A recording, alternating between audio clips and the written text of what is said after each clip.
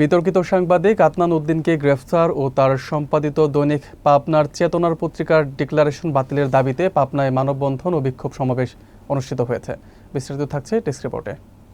শনিবার সকাল 11টায় জেলা প্রশাসকের কার্যালয়ের সামনে মহাসড়কে এই কর্মসূচি আয়োজন করা হয়।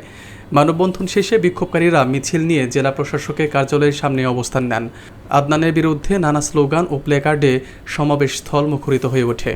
সমাবেশে বক্তব্য দেন আদনানের বিরুদ্ধে সাইবার ক্রাইম আইনে মামলার বাদী সিরাজুম মনিরা, বৈষম্য বিরোধী ছাত্র আন্দোলনের সুলতান মাহমুদ এবং দৈনিক পাবনার আলো এর স্টাফ রিপোর্টার সিয়াম উদ্দিন। বক্তারা বলেন, আদনান একজন চাঁদাবাজ, ব্ল্যাকমেইলার এবং সাংবাদিকতার নাম ভাঙিয়ে সাধারণ মানুষকে হয়রানি করে। জেলা প্রশাসক মফিজুল ইসলাম বিক্ষোভকারীদের শান্ত করতে 2 জন নির্বাহী ম্যাজিস্ট্রেট পাঠান। পরে প্রতিনিধি দল জেলা প্রশাসকের কাছে স্মারকলিপি প্রদান করে। বিক্ষোভকারীরা এরপর পুলিশ সুপারের কার্যালয়েও স্মারকলিপি দেন। অতিরিক্ত পুলিশ সুপার শরীফুল ইসলাম আশ্বাস দেন, আদনানের বিরুদ্ধে দ্রুত আইনানুগ ব্যবস্থা নেওয়া হবে। বিশেষ অতিথি ছিলেন কমার্শিয়াল কাউন্সিলর সৈয়দা নাহিদা হাবিবা এবং দূতালয় প্রধান মেহবুব জামান। আলোচনায় বক্তারা সৌদি আরব ও বাংলাদেশের মধ্যকার ব্যবসা বাণিজ্য কীভাবে আরও সম্প্রসারিত করা যায় সে বিষয়ের দিক নির্দেশনামূলক আলোচনা করেন এবং প্রবাসী ব্যবসায়ীদের সহযোগিতা কামনা করেন।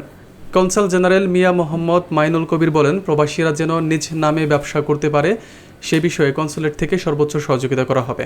সভায় আরও উপস্থিত ছিলেন বিশিষ্ট ব্যবসায়ী ও বিনিয়োগকারী সাইফুদ্দিন সবুজ, আনোয়ার অনিক স্বপন, জহিরুল ইসলাম, ইশতিয়াক আহমেদ দুলাল, সাংবাদিক আনিসুর রহমান পলাশ, জাকির হোসেন, বাহার উদ্দিন সহ আর অনেকেই।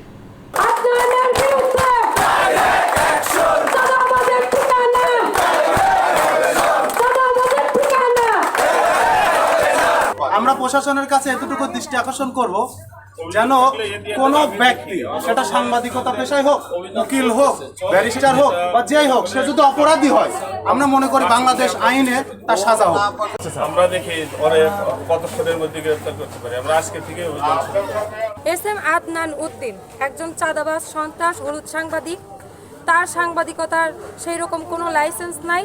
সে নিজস্ব পত্রিকায় মানুষের বিরুদ্ধে কুরুচিপূর্ণ, অশ্লীল, যত ধরনের ভিত্তিহীন অভিযোগ এনে নিউজ করা যায়, যার কোনো সত্যতা নেই, সে এইগুলো করে।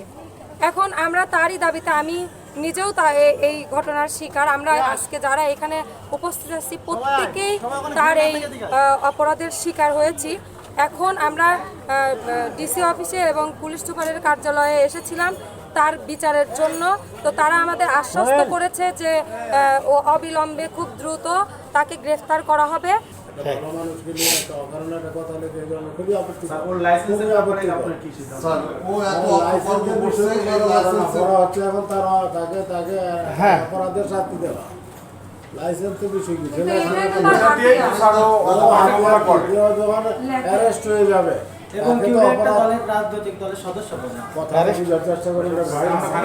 সবাই কথা বললে হবে না। কি চান তাকে আপনি চান যে তার সে গ্রেপ্তার হোক, আইনের আওতায় আসুক। হ্যাঁ, গ্রেপ্তার হলে কিন্তু অনেক কিছু লাইন এসে যাবে, আইনেতে সফল হয়ে যাবে।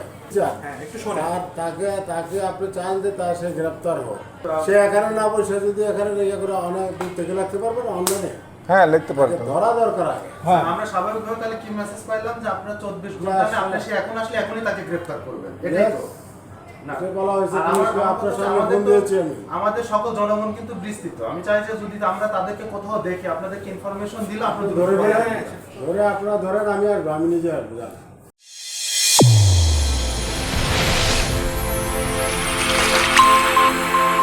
চ্যানেল A1 হৃদয় রেসপন্স।